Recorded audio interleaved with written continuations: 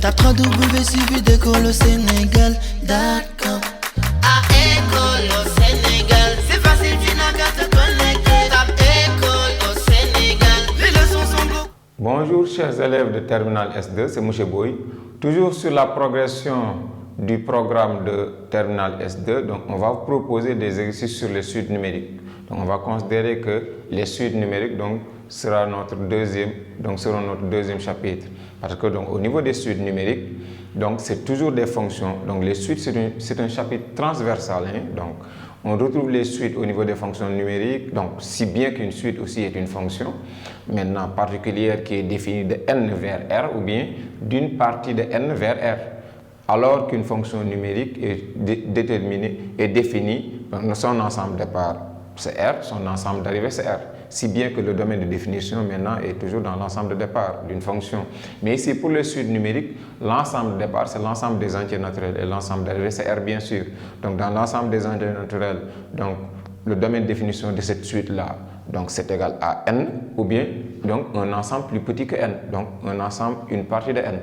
Voilà, donc on considère que les suites, donc c'est des fonctions particulières, donc qui sont comme ça, et on va considérer donc cette notion-là comme notre deuxième chapitre. Et je vais vous proposer donc un exercice sur particulièrement la convergence d'une suite.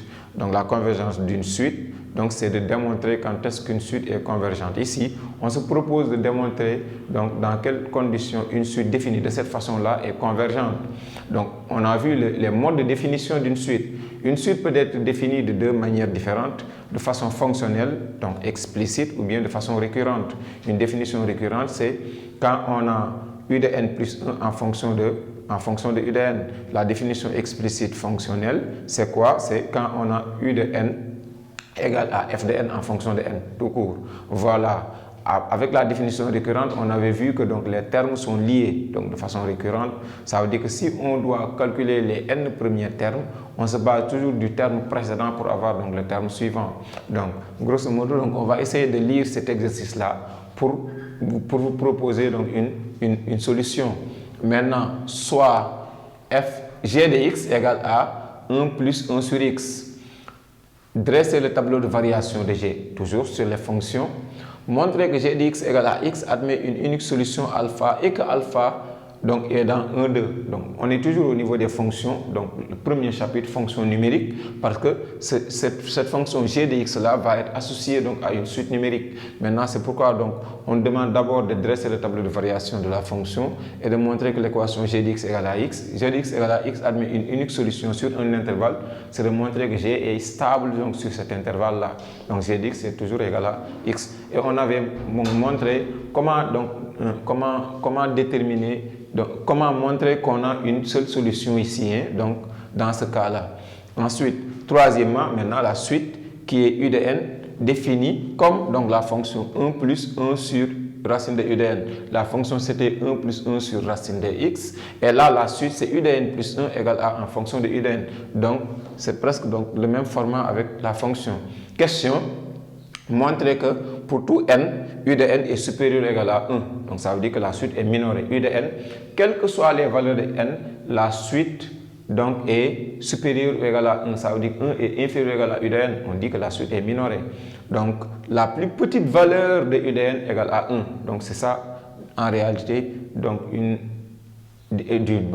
définition légère d'une suite majorée. Parce qu'une suite est majorée si et seulement si, quel que soit n, u de n est donc supérieur ou égal à un réel m. Donc une suite est majorée par m.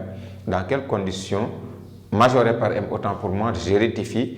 Une suite est majorée par m si et seulement si, quel que soit n, u de n est inférieur ou égal à ce m-là.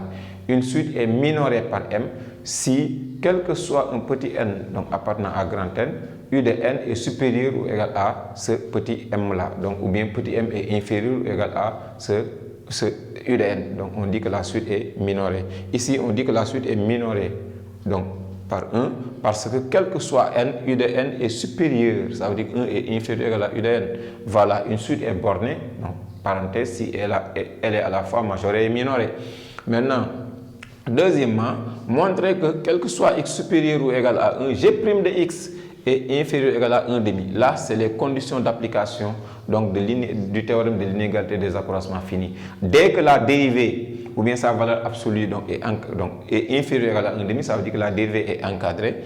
Donc, on passe à l'application de l'inégalité des accroissements finis. Parce que le travail donc, à faire ici, c'est d'abord de montrer que la dérivée est encadrée par deux valeurs. Donc, dès qu'on réussit ça, on applique directement le théorème. Mais les conditions d'application du théorème, c'est à l'élève donc de prouver que les conditions d'application sont bien présentes dans l'exercice. En déduire que UDN plus 1 moins alpha est inférieur ou égal à 1,5 de UDN moins alpha. Maintenant, montrer que UDN moins alpha est inférieur ou égal à 1,5 à la puissance n de U0 moins alpha. L'objectif, déterminer la limite de UDN. Donc, la limite de UDN permet de prouver si la suite est convergente ou bien divergente. Une suite est convergente si sa limite, donc si la limite quand n tend vers plus l'infini de UDN donne un nombre réel. Donc, sinon, si la limite n'existe pas ou bien la limite égale à infini, on dit que la suite est divergente, puisque toute suite non convergente est divergente. Ici, donc on va d'abord dresser le tableau de variation de g de x. Donc on a donné g de x égale à 1 plus 1 sur racine de x. Le domaine de définition de g est défini sur 0 ouvert plus l'infini. Pourquoi? Parce que 1, ici il n'y a pas de problème, 1 sur racine de x. Racine de x doit être strictement positif.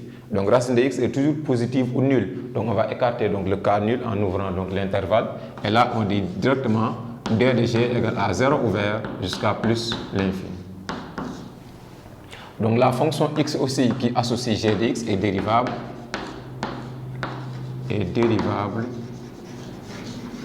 sur donc d de g sur 0 ouvert plus l'infini.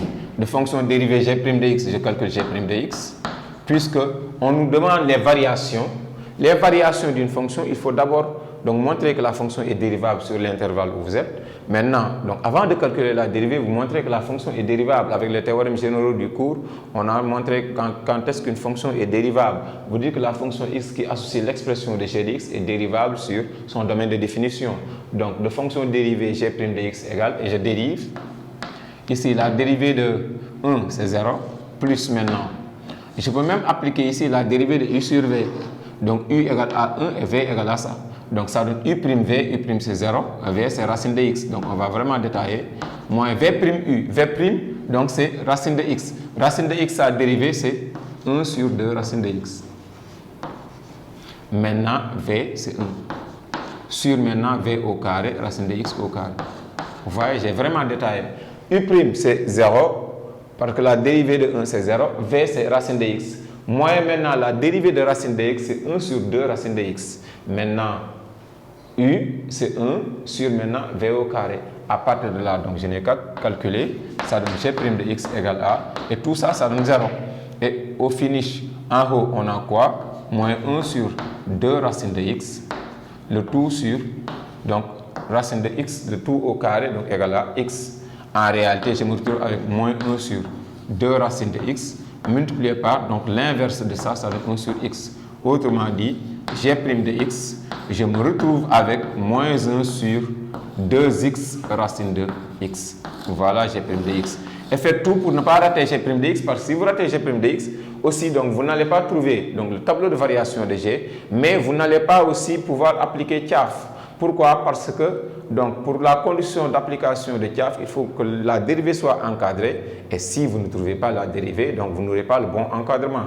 À partir de là, donc, vous êtes cuit. Donc, il faut faire tout pour trouver l'expression de g' de x. Et g' de x, on est sur l'intervalle 0 plus l'infini. 0 plus l'infini, les x sont positifs, ça veut dire que 2x est positif. Racine de x, naturellement positif. Donc, moins 1 négatif. Donc, g' est inférieur à 0. Le signe de g' dépend de celui du numérateur. Pourquoi? Parce que 2x est positif sur 0 plus l'infini. Racine de x, donc racine de x, elle est toujours positive et le produit donc, est positif. Donc, par quotient, avec un moins 1, le produit de moins 1 multiplié par une expression positive reste négatif, donc g' est négatif. Directement, on passe au tableau de variation en faisant donc ça. Le tableau de variation, c'est une double barre en 0 plus l'infini. À partir de là, g' de x, les valeurs prises par x est 0 plus l'infini. G' de x est toujours négative. donc on a donc une fonction qui est décroissante g. Maintenant, il suffit de calculer donc la limite en 0 et la limite en plus l'infini. Oralement, on peut calculer la limite en 0. La limite en 0, la racine de 0 tend vers toujours 0 plus. 1 sur 0 plus égale à plus l'infini. Plus l'infini plus 1 par somme, ça donne plus l'infini. Maintenant, on passe à plus l'infini. La limite quand g de x tend vers plus l'infini, de 1 sur, donc, en plus l'infini, racine de x tend vers plus l'infini.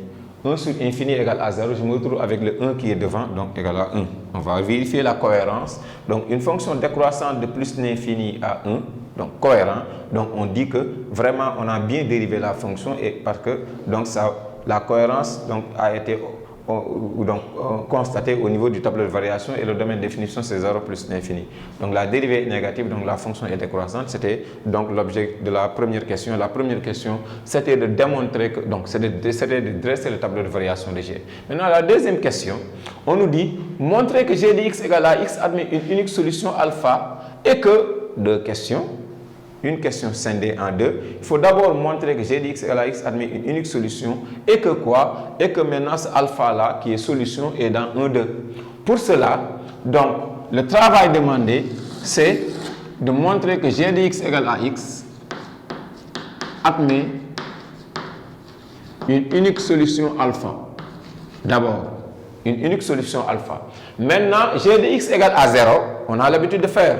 On applique directement le théorème des valeurs intermédiaires avec la bidirection, on a l'unicité de la solution. Là, on utilise directement le tableau de variation de G. Mais là, on nous a demandé de montrer que G de x égale à x. Donc, ne confondez pas. Donc, le fait de prouver l'équation G de x égale à 0 admet une unique solution. Là, c'est l'application du théorème des valeurs intermédiaires greffé avec la bijection. On a l'unicité de la solution et là, on exploite directement le tableau de variation de G. Mais ici, on nous demande de montrer que G de x égale à x admet une unique solution. Pour cela, on va essayer de poser, on va changer la fonction. On pose f de x égale à G de x moins x.